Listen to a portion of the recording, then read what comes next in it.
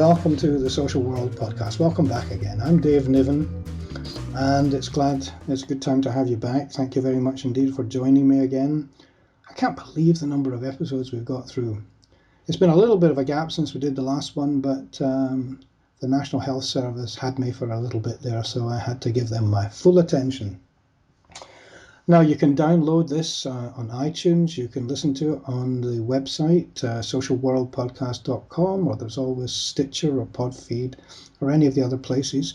If you've got some feedback about the program, you can always get it on Twitter, @DaveNiven, or you can hit that little button beside it called on voicemail, and just hit the button and record your message, and I will give it all my attention. Now, today, I have got a very special guest, an old friend of mine, Michael Hames. Now, Michael was a Detective Superintendent when he left the Metropolitan Police. It must be back in 1994 now. And he was originally the head of what was called the Obscene Publications Squad, and he turned it into what was then called the Paedophilia Unit. But for 5 years, he was a very leading light in the statutory services as far as child protection was concerned, and he did an awful lot. In fact, you could have called him one of the pioneers of developing our answer to child protection in this country. He's been very prominent since as a consultant, and he still works full-time consulting with various agencies, supporting care homes, and with UK American agencies as well, in terms of actually looking at their child protection policies and procedures, and as a consultant to them as well. But also he's sort of pretty well known in the media as a go-to person when it comes to child abuse. So Michael, welcome to the program. Hello, David. It's been a long time. I know. Now listen, when you were working in the front line, as it were, from the police point of view, back in the mid-90s, there was this particular landscape that was developing. I mean, child sexual abuse wasn't really as kind of prominent in the media or anywhere else as it is today.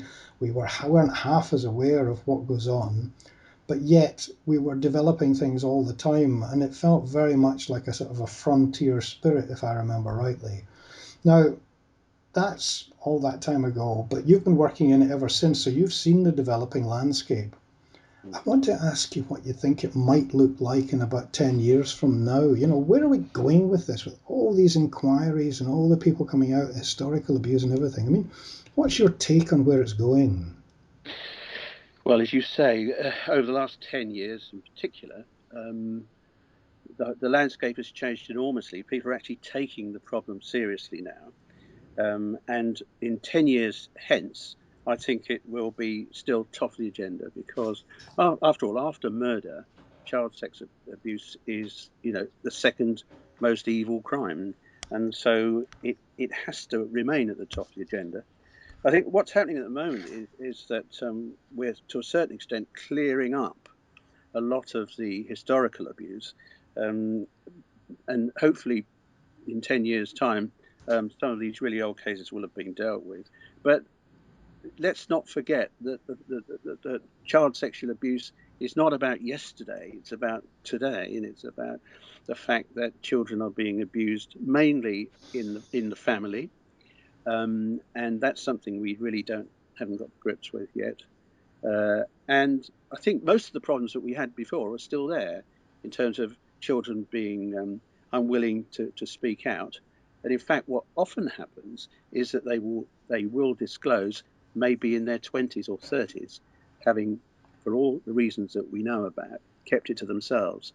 And so you'll still have a certain amount of past historic abuse to deal with, but not the sort of things that we're looking at the moment, which are 20, 30 years ago, which is actually really occupying a tremendous amount of police time.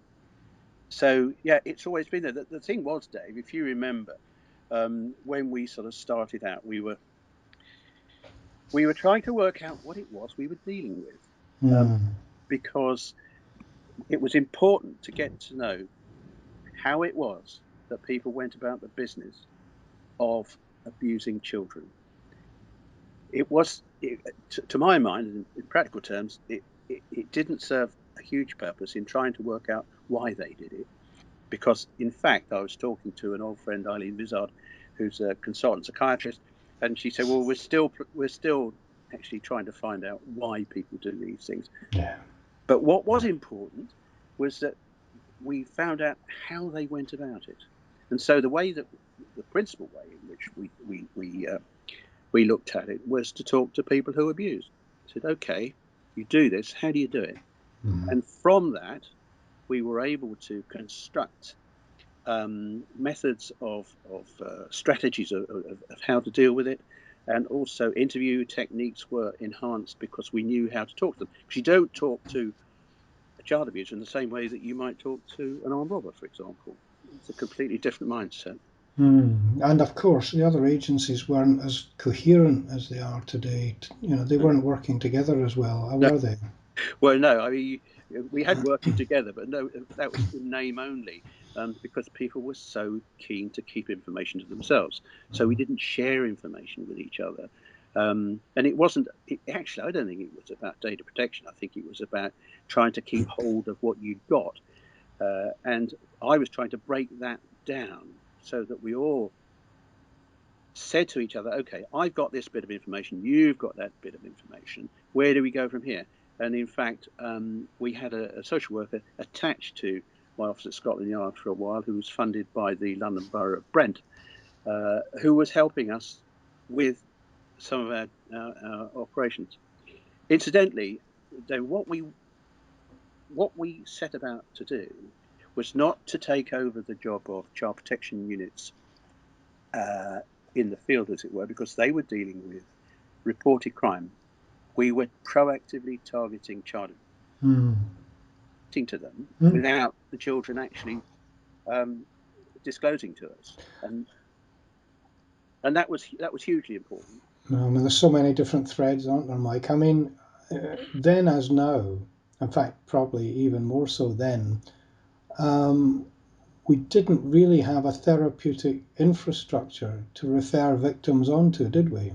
As such, it was more of the traditional, it was either psychiatry or counselling of some kind, but there wasn't anything that was universally organised, was there? No, victims have traditionally been abandoned in all sorts of ways. I mean, from the police point of view, as soon as the job's finished, then we don't actually have any further contact with the victim. We move on to the next one, and then and obviously victims need a tremendous amount of support, therapeutic support, as you intimate. And certainly in the days that I was at the Yard, we were concerned about it, but we couldn't do anything about it.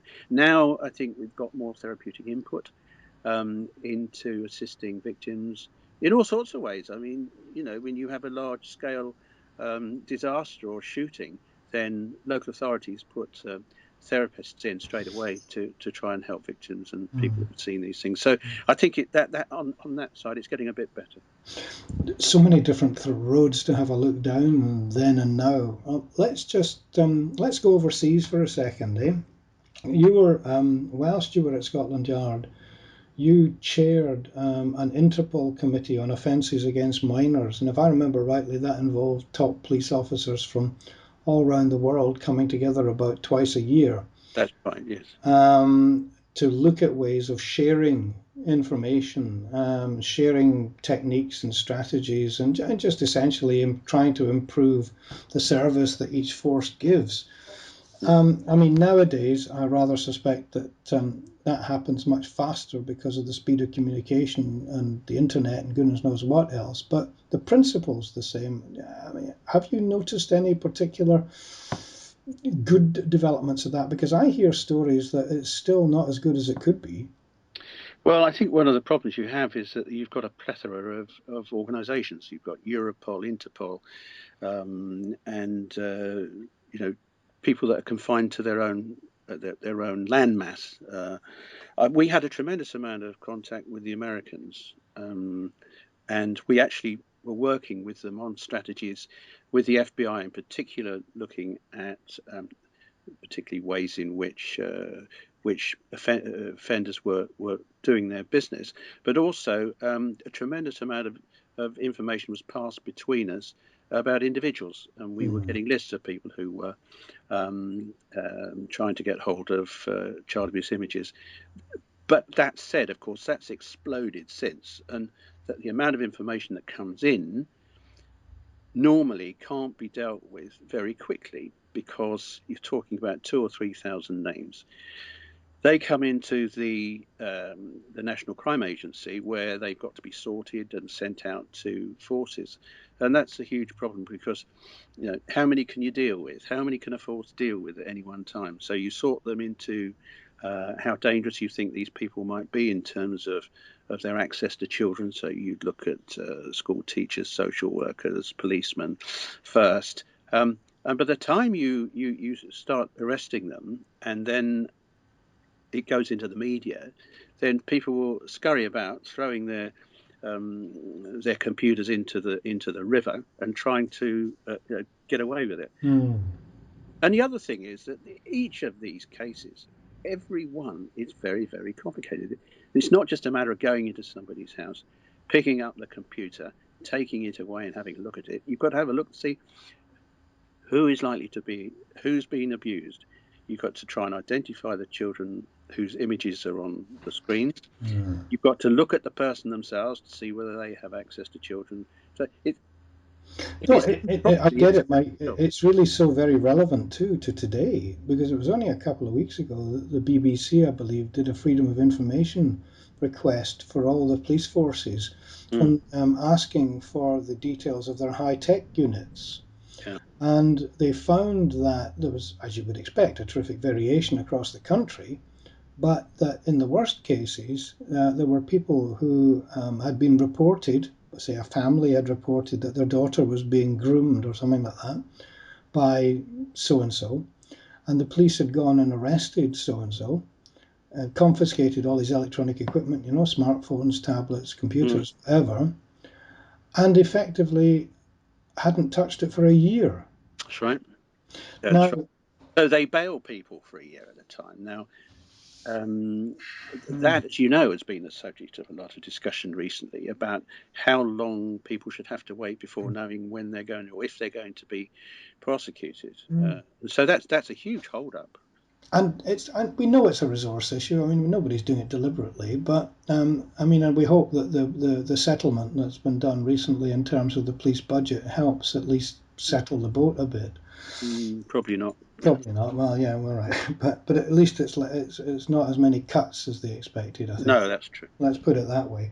But I had a discussion, if you like, with Simon Bailey, who leads for the Chief Constables, Police Service, on sexual abuse, because I heard him say a few months ago that in his view there was about 50,000, mainly men, who are what he called non-contact offenders, who effectively download child pornography but swear across the fingers, swear in the Bible that they've never actually touched a child. And in his view, they should probably be referred to the health service for therapy rather than go through law enforcement. Now, personally, I thought that was a load of twaddle, simply for the fact that don't they understand supply and demand? Like, if these guys weren't demanding this material, there wouldn't be enough people supplying it and hurting children to do it. And it just didn't click as well, the fact that paedophiles notoriously lie, of course they do, and also loads of these men would be members of families, and how do we know that they're safe? It just didn't click. But what made me sad rather than upset as much as anything was I was certain this was a resource challenge. Yeah, probably is. Rather than a really thought through, proper kind of serious way of dealing with this. I mean, I just felt very sad that this was what it was coming to. I don't know what your thoughts were about that. Well, I think that's right. What they're trying to do is to chop off what they think are the most, should we say, the less serious cases, and put them over into the field of cautions and therapy. But unless you look at somebody in detail, you're not going to know. As you say, they lie. They lie to themselves, quite apart from us. And so, yes, that sounds like a resource issue, an absolute load of nonsense.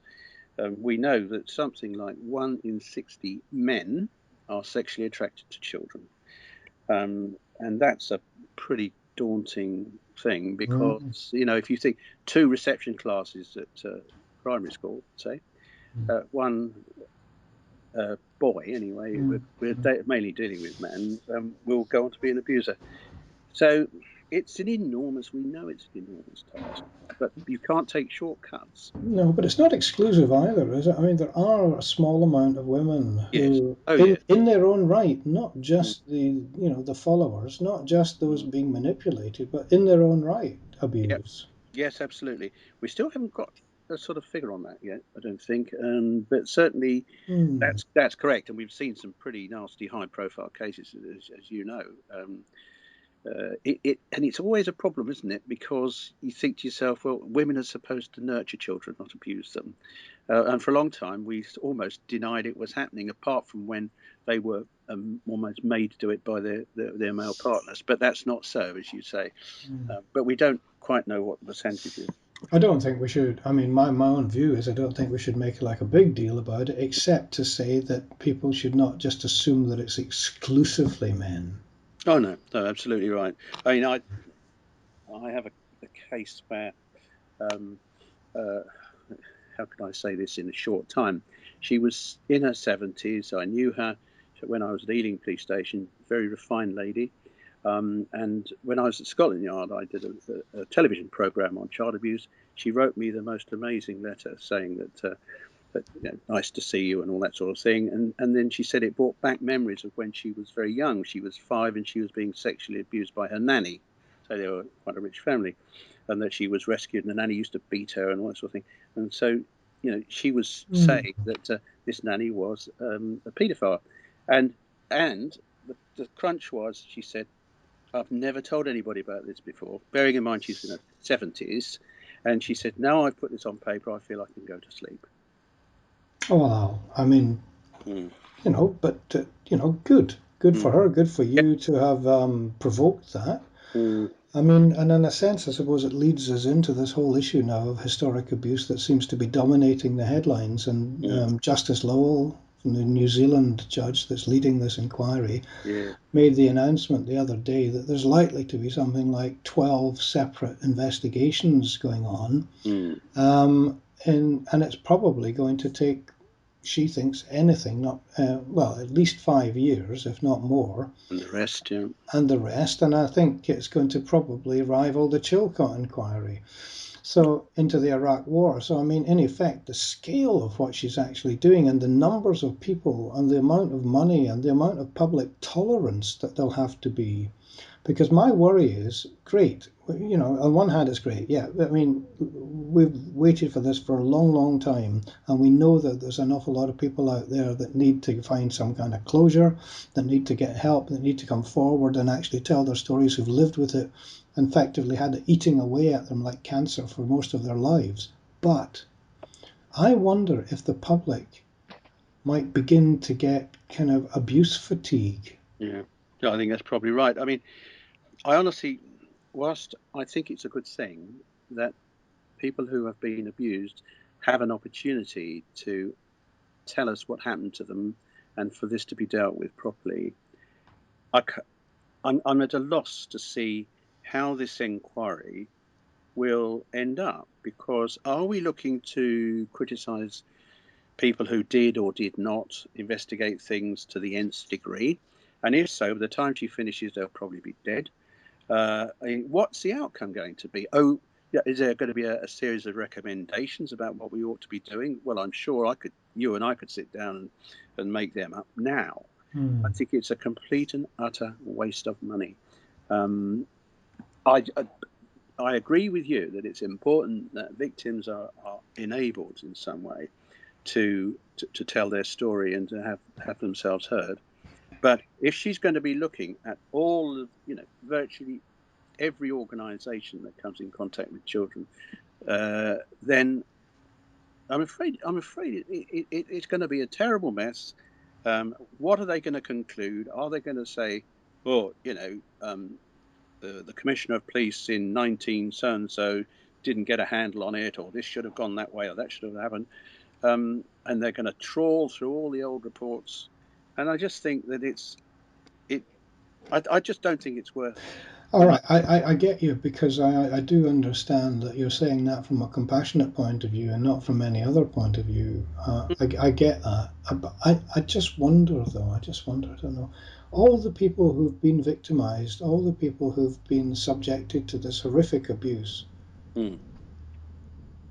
deserve some kind of justice. Oh, I agree. But I'm talking about the way in which this is being run, and what are the outcomes going to be? Are they looking for perpetrators?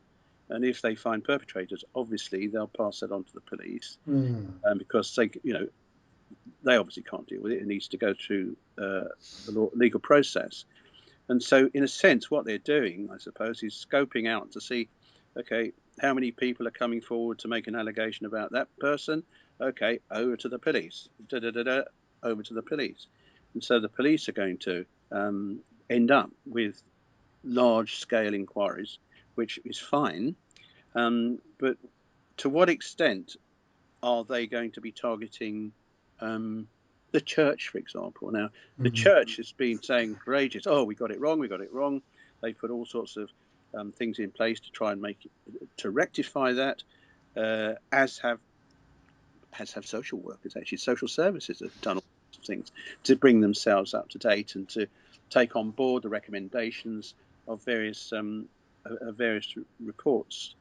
So, I'm still not clear about what it is they seek to achieve. Well, why don't we revisit it every now and again, Mike? All right, and we'll see how they're going. I mean, because I think there's obviously going to be, not everything's going to be put into the public arena, because they're Mm. going to need to develop it and wait to report on it and make sure they've done it all. But there'll be lots of bits coming out, and I think it'd be interesting for the likes of you and me to visit it every kind of 6 or 9 months or something like that and have a Yeah, look through.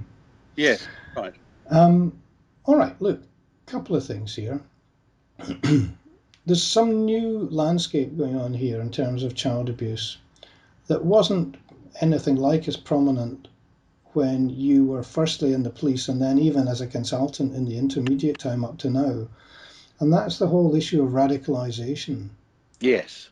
It really wasn't high on the agenda, No, no. It is. and it's quite prominent now. I mean, you must be asked to talk about that quite a bit, I suspect. Well, I've actually just finished updating child protection policies in relation to radicalisation, and the prevent model Hmm. applies to educational establishments and care homes, both registered and unregistered. So it's certainly something that we've got to get a grip of. But I think it's not just how it applies to children and young people, i.e., under 18. There's a huge problem in society, as you know, about radicalisation of young adults. So Hmm. it's something, but I think the government have gone about it quite well, because um, it's quite joined up, because when you've got a concern, then that goes into a multi-agency approach, and where you can actually look at what's going on and see if we can resist some of the things that have been going on, where people have just gone off to Syria or somewhere Hmm. to fight. One of the big problems, of course, is when they come back.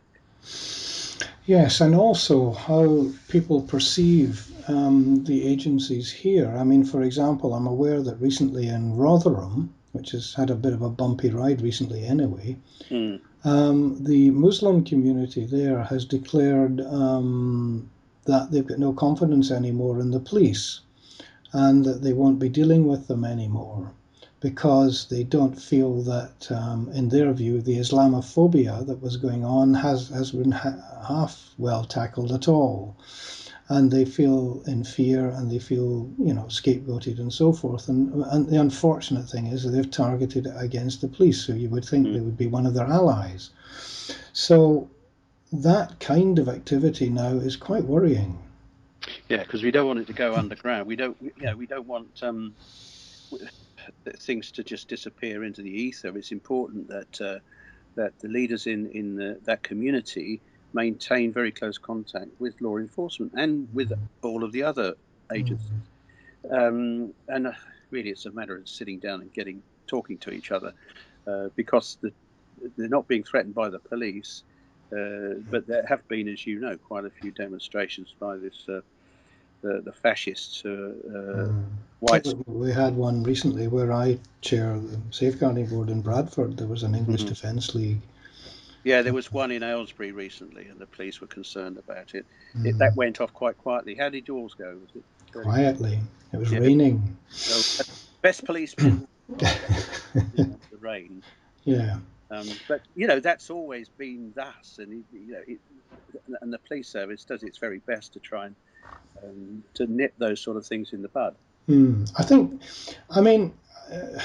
I just keep thinking back on when we first met sort of 20 years ago and what the world looked like then in terms of, the emerging issues, of child abuse and whatever. Do you remember? I mean, there was you must have done some work back in the 90s that was partially leading towards the 1997 Sex Offences Act.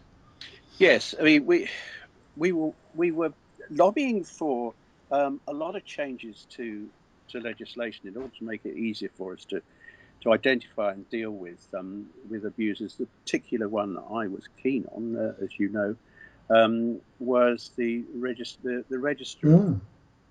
And so I was pushing for that particularly, and also I was trying to encourage the police service, not only here but at Europe in Interpol, to create a huge library of indecent images of children, so that we could actually, when we saw images, we'd know whether they've been dealt with before.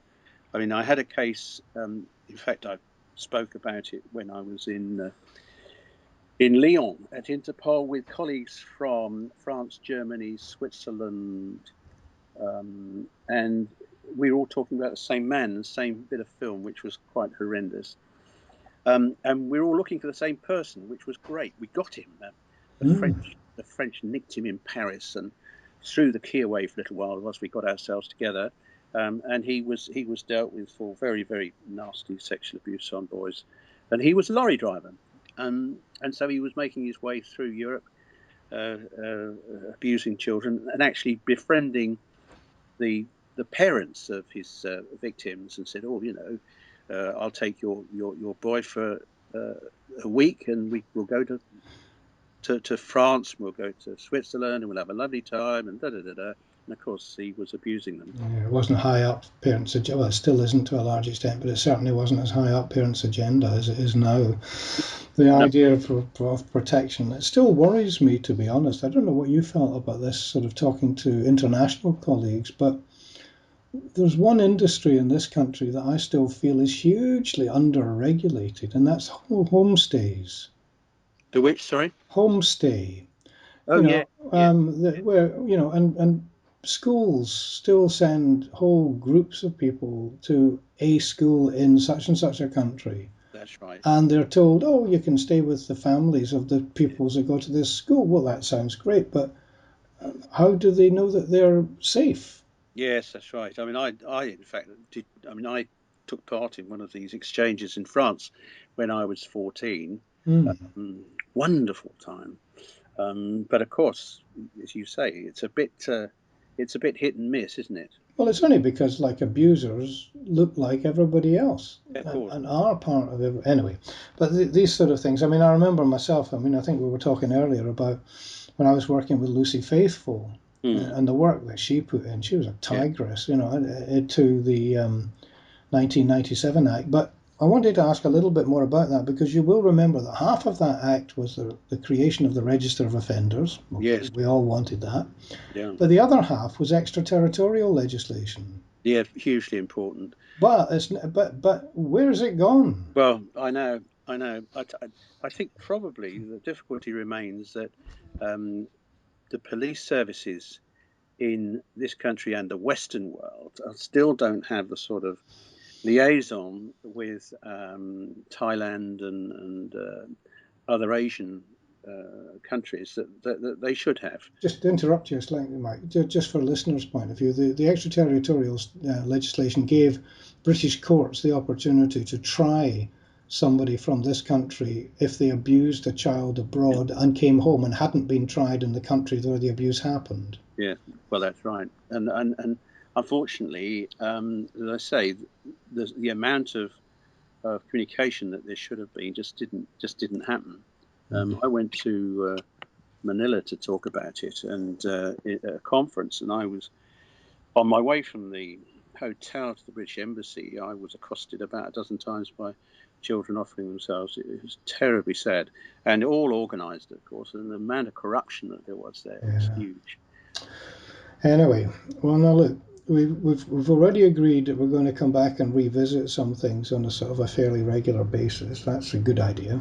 But I want to just finally ask about, I know what you're doing at the moment and how that sort of fits in, because you're still, as far as I'm aware, of working sort of flat out, and you're still committed to the whole issue of protecting children. You're working with a group of care homes, is that right, on one hand?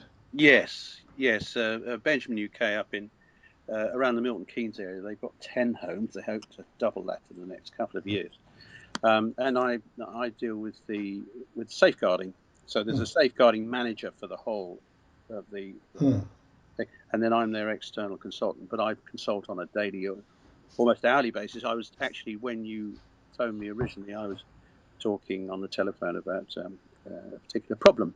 So, and of course, I liaise very closely with the police in Thames Valley and Bedfordshire, and so we have regular meetings and we keep each other up to date. And so I'm actually still enjoying my life, trying to look after kids, and operationally as well. That's important. Anyway, well, look, Mike, we've come to the end of the thing. How about a half a minute of a message you'd like to give to people working in child protection out there? Because it's not an easy world to work in. But you've had a fairly long run at it. I mean, what would you say were the things that people needed to bear in mind? I think the most important thing is to communicate with each other. Don't hold information to yourself. Be free with each other in terms of give opinions to each other. I'm talking about interagency stuff now. That's very important. But when you're dealing with victims and with offenders, it's quite tiring, and it can affect your health. I mean, I had a bit of a heart attack, as you know. You weren't so well either. I think it takes its toll, and so what you've got to try and do is distance yourself as often as you can, and wind down and do some nice things. And you and I will have a glass of wine shortly, David, I hope, in order to bring that about. Okay, Mike Hames, thanks ever so much. Thank you. Thank you.